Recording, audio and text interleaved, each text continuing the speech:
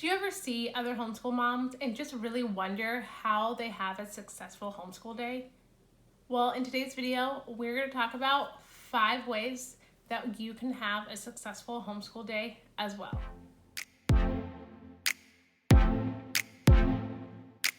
It's that time of month once again, and it is the Show and Tell collab hosted by Jessica over at the Waldock Way and Abby at Rooted in Rest. If you are not already subscribed to their channels, I will leave it linked down below. I would really encourage you.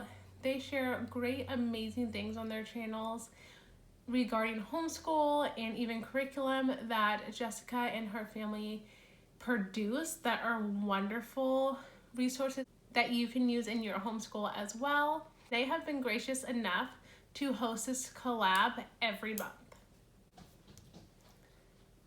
I will also leave the other 2 playlists from the previous months down below so you can check those out as well. I'm a homeschool mom to 4 kiddos. My oldest is 10. We have our only son who is 8, and then our littles are 5 and 3.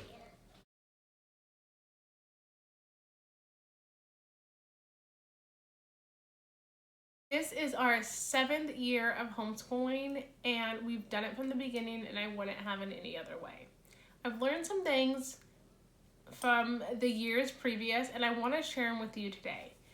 And it's just 5 simple things that I have realized really make our homeschool day more successful. If you don't already know, I'm a planner girl, and I used to in the past really just plan out every day, every hour, all the things.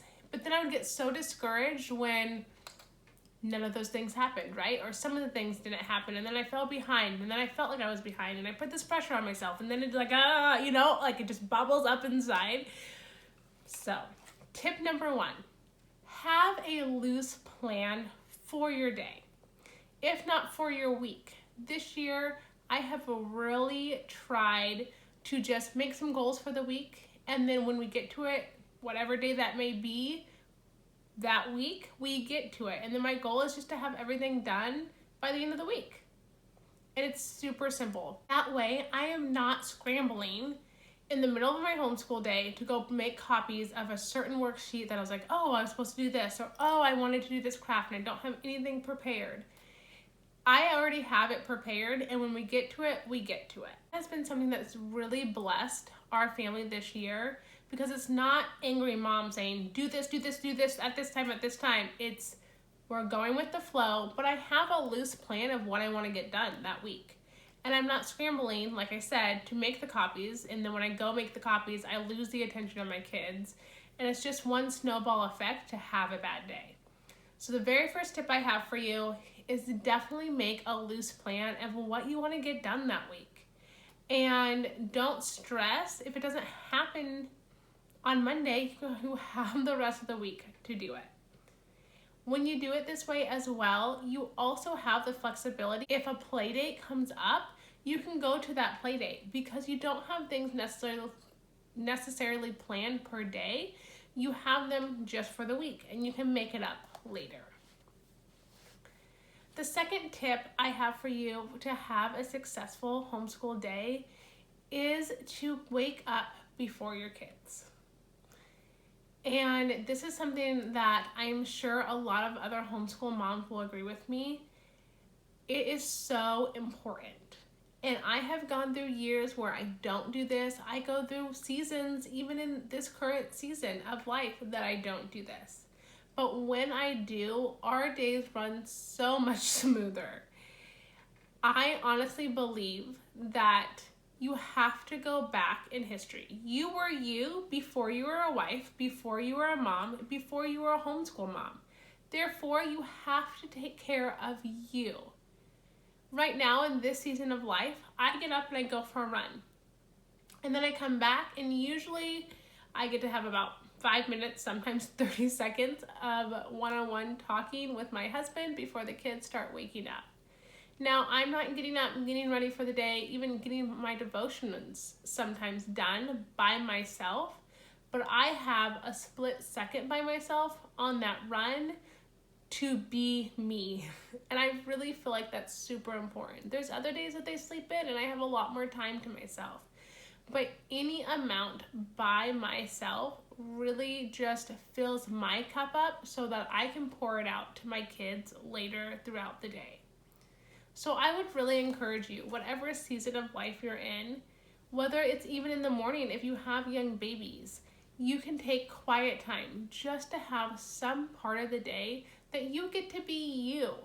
Because here's the deal, you were you, like I said, before you were anybody else. And I really believe it's really important to fill that cup up. Number 3, I found starting our school days off together has been the most beneficial thing that I could do. I started at breakfast time. We do devotions, we do our Bible reading, we even get memory work done.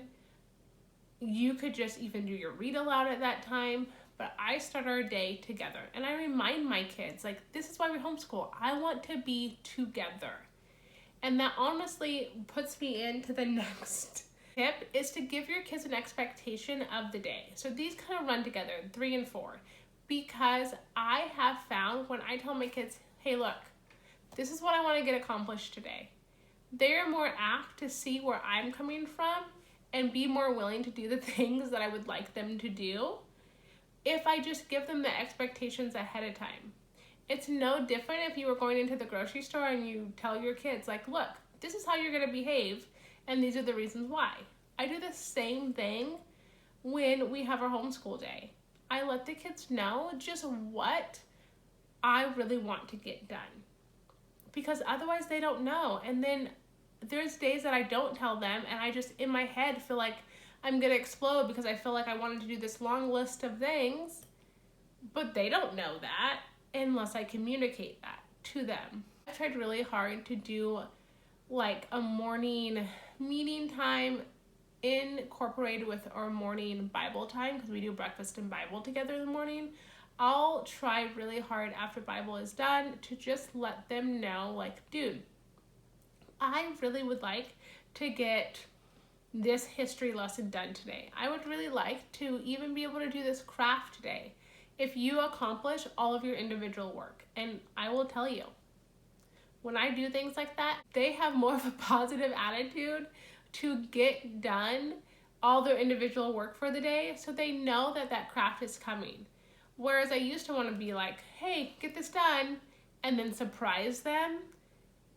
And then I'm yelling at them before I can even surprise them, because I don't want to get their schoolwork done because they don't have anything to look forward to some days. And that has really helped. Just giving them that expectation, like, hey, I need you to get this, this, and this done, and then we're going to do this. It's as simple as that. I really encourage you to try to just talk to your kids, let them know where you're coming from. It has made the world of difference in our homeschool, and I literally just started it this year. So tip number 1, be prepared. Know what you want to get done. You don't have to plan every minute, every moment of the day, but definitely be prepared so you don't lose the attention of your kids when you go make copies. Tip number 2, have you time. Whether you wake up before your kids or you do it at quiet time during the middle of the day, have time so you can be you and you can fill your cup up so you can pour it out to your kids throughout the rest of the day. Tip number 3, start your day as a family. Remind your kids that this is the reason why we homeschool. We get to be together. Tip number 4, give your kids that expectation that you have for them, so they are not in the dark, so they know why you want the things done today compared to tomorrow. And then lastly, but not least, get outside. I find when we're having a terrible day, or I just can't get my kids' attention, or whatever the case may be, if we get outside, it makes the world of difference. So sometime in your day, whether you do it right after your morning time like we do, get outside, play outside, get that fresh air. And if it's winter and you can't get outside because there's snow on the ground or it's just too cold, give your kids time to play that's not scripted. And I say that like, let them be bored. Let them just go play, use their imagination, not something that like you want them to do this, this, and this when they play. I really believe when your kids get to play, any kids play and they have to use their imagination, it sparks something in their brain. Now, I don't know the scientific reason behind it, but my kids get so much enjoyment out of just playing when I don't say, go play with magnet tiles and build me something, or go, like, I just say, go play. And they have to figure it out for themselves. There is just something about that when they have to think about what they want to do that sparks so much joy, I know, in my kids that I could not create otherwise. And with those 5 tips, I hope you really found something in one of them that you can incorporate in your homeschool. I know these are the 5 things that really I have found if I incorporate them throughout each and every day, I feel like at the end of the day, we had a successful homeschool day. If you're not already, I would love for you to hit that subscribe button. If you're new here, I would love for you to leave me a comment, introduce yourself. I would love to get to know you.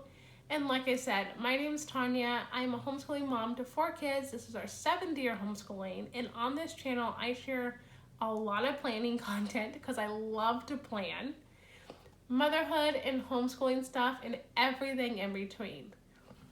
So hit that subscribe button down below, hit that notification bell so you never miss a video, and I'll see you guys in the next one. Bye, friends.